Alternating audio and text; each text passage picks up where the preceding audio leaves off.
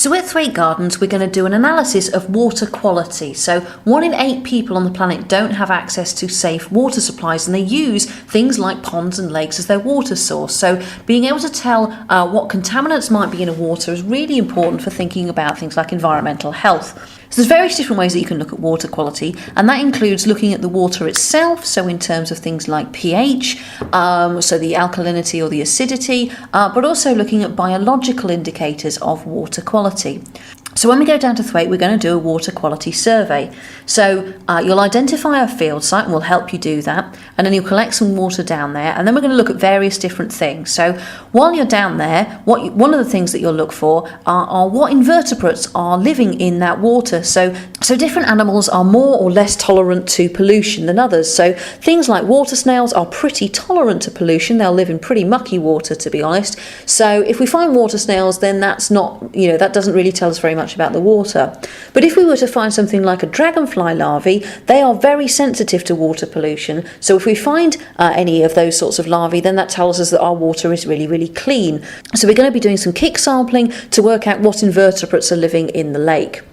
We're then going to take samples, and then we're going to take them and do some microbiology analysis. So we're going to provide you with dip slides. So these are effectively, they're Petri dishes, but they're mounted on little handles, and they allow looking at microbes in the field. So on one side of the dip slide is a general nutrient agar, so basically any aerobic bacteria in the lake will be able to grow on that side of the dip slide. The other side has something called McConkey agar, and that's what we call a selective medium, so it only allows coliform bacteria to grow. And coliform bacteria are ones that are found in the digestive tracts of mammals, so if you get anything growing on that side, then it indicates that the water is contaminated by sewage.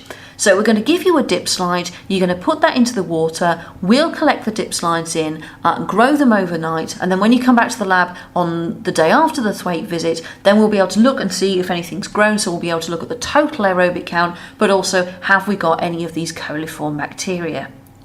The last thing that we'll do is use an ultrameter to look at the pH of the water. So pH can be affected by various different types of pollutants.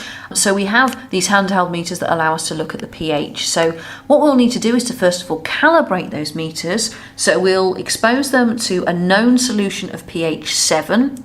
So that will set pH 7, so the machine knows what that is. We'll then expose it to pH 4 and pH 10, so it knows exactly what the range of pH is. And when we've calibrated the meter, then we'll test the pH of our water samples. We'll show you how to do that. We'll give you detailed instructions as to how to use the ultrameters when we get down to Thwaite.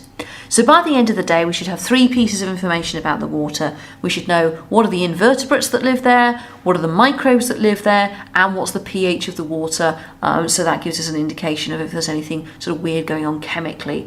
There are lots of other ways that you can assess water quality. So those of you who decide to do a water quality project, we could also look at the colour of the water, the turbidity of the water, the ionic content of the water. For this first taster day, we'll just look at those 3 things. For the taster day, we'll just pick one site each, so we'll identify somewhere that we can do our experiments from, but when you do your actual projects, you'll obviously want to compare multiple different sites. It's really important when you're doing this water quality work that you work safely, so we will provide you with waders. You must work responsibly around the lake. We want you to feel safe and comfortable with everything you do, so look forward to seeing you at the gardens.